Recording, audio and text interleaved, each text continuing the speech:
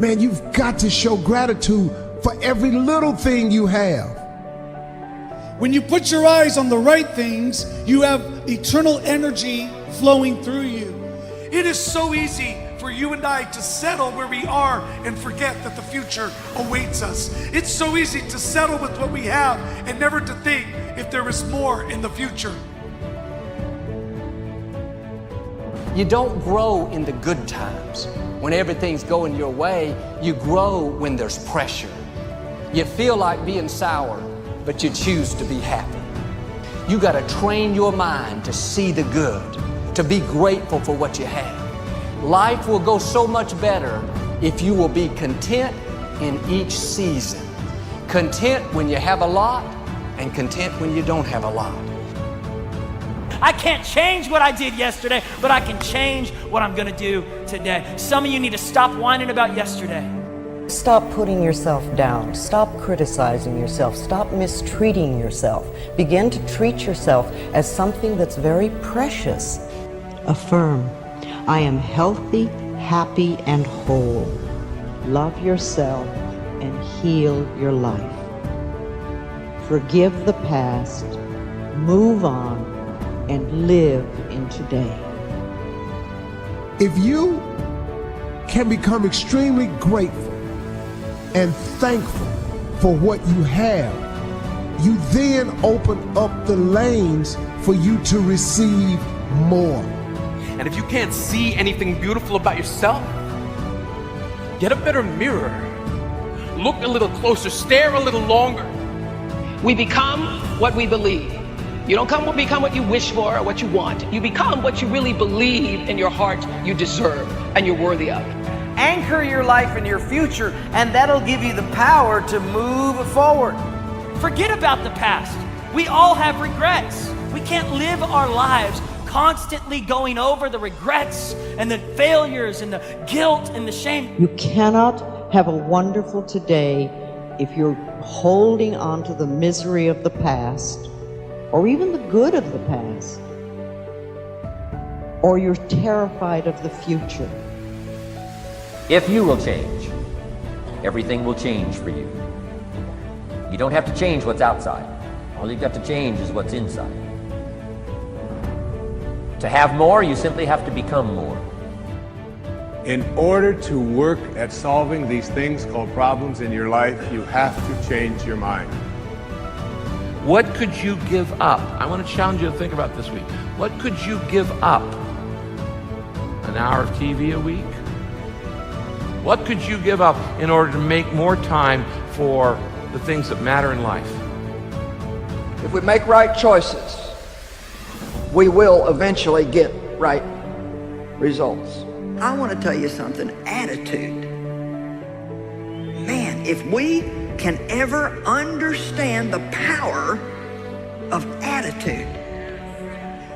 If, you know, there's a lot of things people can maybe take away from you, but your attitude belongs to you. I can have a new beginning. I can do hard things. I can lose the weight I need to lose. I can get my health back. I can get in good shape. I can get my house cleaned up. I can get out of debt.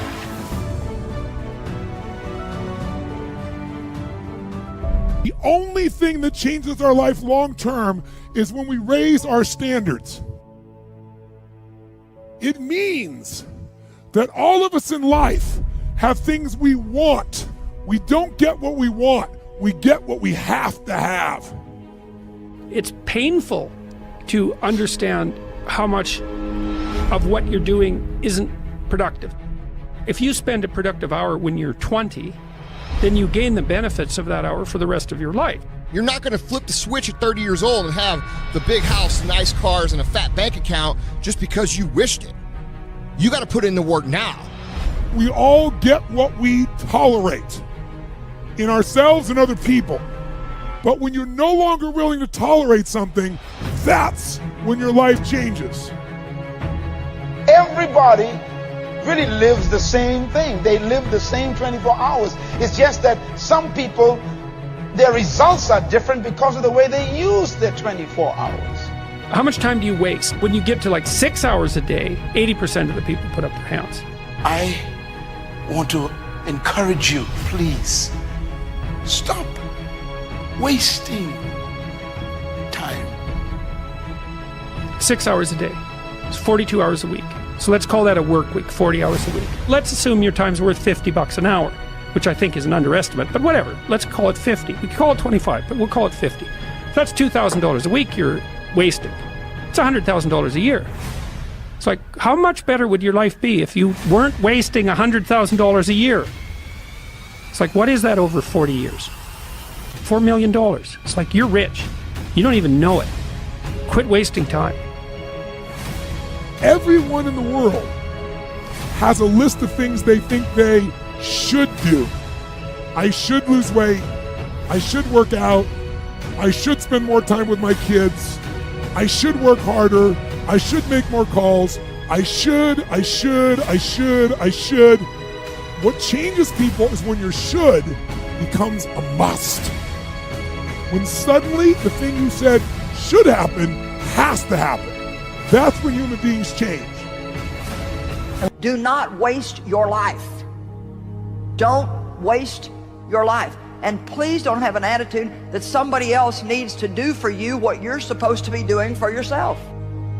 So when I procrastinate, even though I think that I'm giving myself a break, I'm actually going to have to work twice as hard as I would have had I just got up and done it. Discipline hurts, doesn't it? We don't want to do it for a little while. But regret is long term. The way that you're going to enrich and fulfill and feel good about your life is by doing the best that you possibly can for yourself. And that doesn't mean you're selfish. What would be the consequences? What are the consequences of you putting off whatever it is for too long?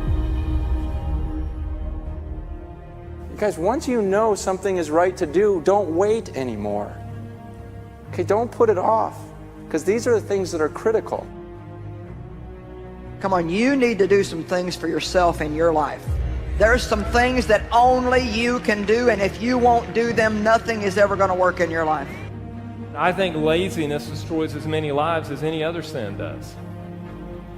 And it may be destroying your life right now, and you may not even think of what you're dealing with as laziness. You may think that you just have a parenting problem, or you may think that you have a marriage problem, or you may think that you have a financial problem, when in reality what you have is a laziness problem.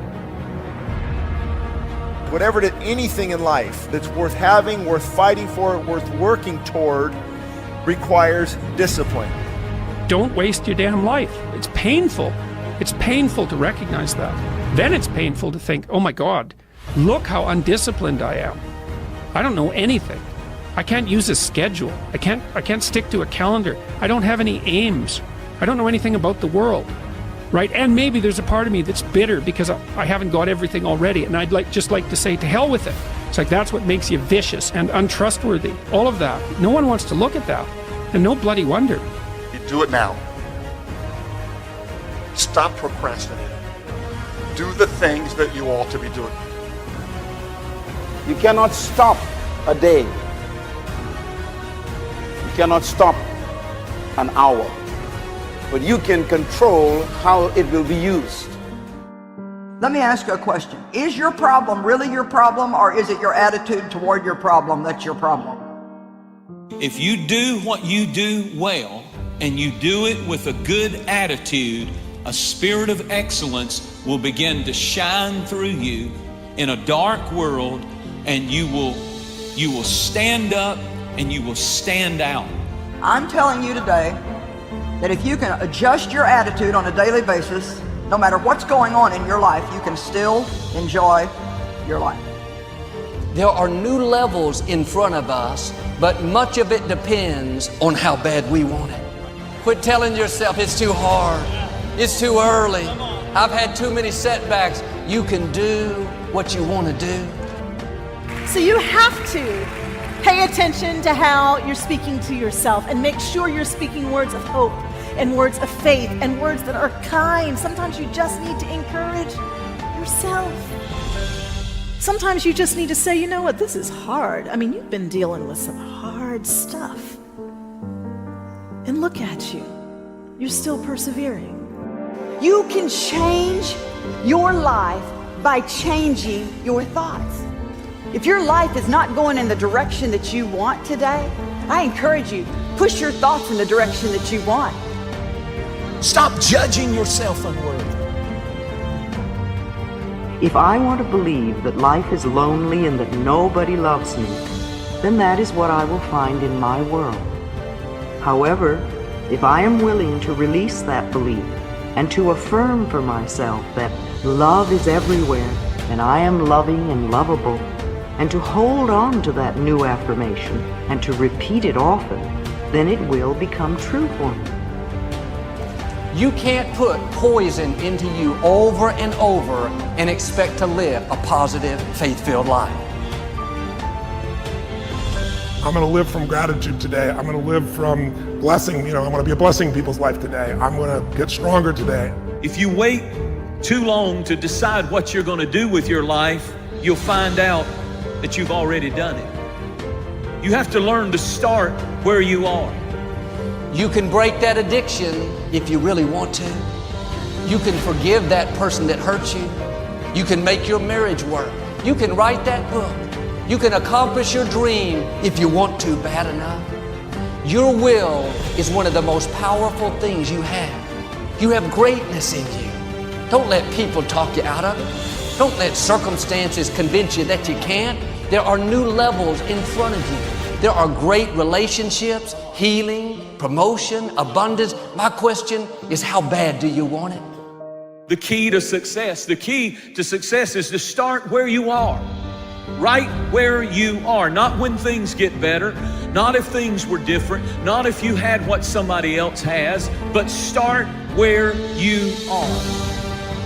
A good attitude can give you an above average life, and a bad attitude will always give you a below average life.